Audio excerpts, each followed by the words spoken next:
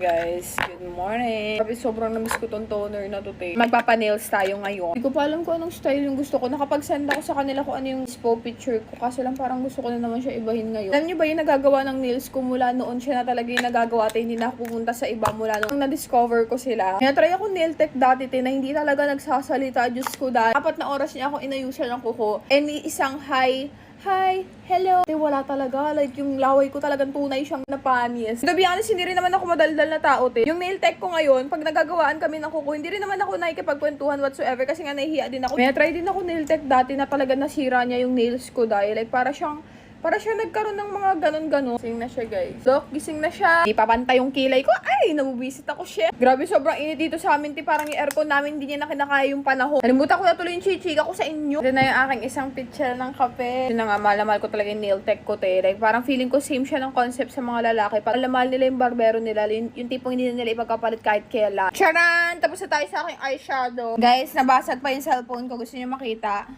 Ayun, show. Here, the show must go on. Nilalaban pa rin natin to. This is the final look. Mag-setting spray na lang ako. Ready na naman ako rumampa. Bye!